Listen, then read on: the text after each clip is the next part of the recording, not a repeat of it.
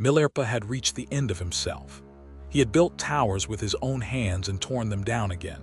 He had carried stones until his back was one open wound. He had been beaten with words and driven from the door, and still no teaching had come. The clever plan that Dagmama had woven, the forged letter, the initiation received in secret from Ngakpa, all of it had come to nothing, because the practice gave no inner sign, no warmth, no light. Now the truth was out, and Marpa's anger had fallen on everyone. Milarepa, ashamed and hollowed out, gathered his few rags and decided to leave forever. If he could not be liberated, he thought, then there was nothing left for him in this life at all. He slipped away quietly, meaning never to return. But Dagmama, who had watched over him like a mother through all those terrible years, would not let him vanish in despair. She wept and begged and finally went to her husband, and this time something in Marpa shifted. The hard mask he had worn for so long began to fall. He sent for Milarepa to be brought back, and when the young man stood before him once more, trembling, certain he would be cast out again, Marpa did the thing no one expected. He wept.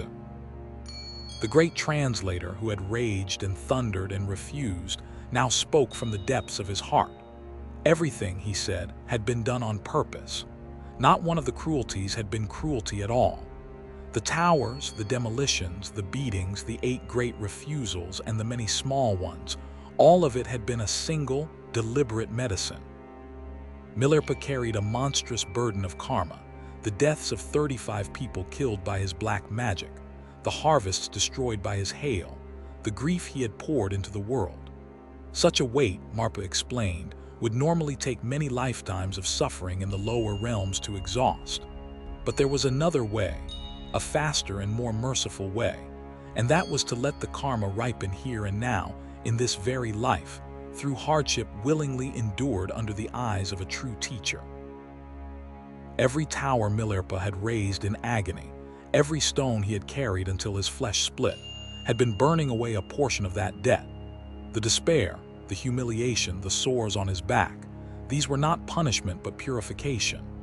Marpa told him that he had longed again and again to gather him close and console him, but he had held back because to soften too soon would have left the work undone. He said that he had wept in secret, hiding his tears so that the cleansing could be complete.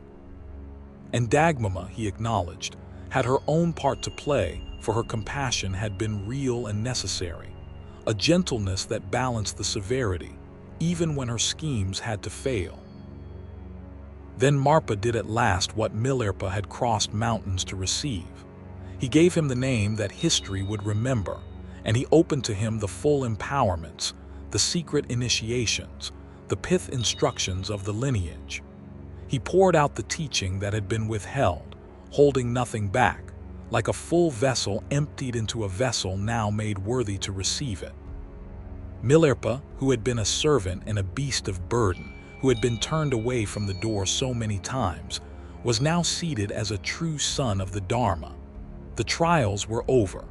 The student had become a vessel without a crack, able to hold the precious nectar without losing a drop.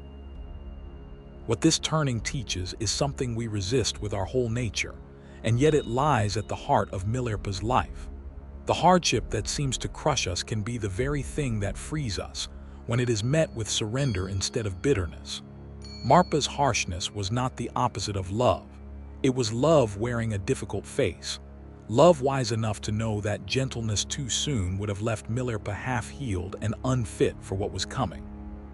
The towers had to be built and broken so that the heart could be built and broken in the same way. And here is the deeper mercy, that no evil, however terrible, placed Milarepa beyond redemption. A man with the blood of 35 people on his hands was not cast away. He was given the hardest road precisely because he was capable of walking it, and at the end of that road the door stood wide open. In the next chapter, we will follow Milarepa through that open door and into the treasure house itself. We will trace the lineage that flowed down to him, from Tilopa to Naropa to Marpa, the lineage of oral transmission known as the Kagyu. And we will look, in plain and simple words, At the teachings Marpa now placed in his hands, the great seal of Mahamudra, the direct recognition of the nature of mind, and the 6 yogas of Naropa, including the famous inner heat that would one day let a naked man survive the Himalayan snows. Marpa will send his son out to the mountain caves to make these teachings his own, with a prophecy that his disciples would shine like the moon and the sun.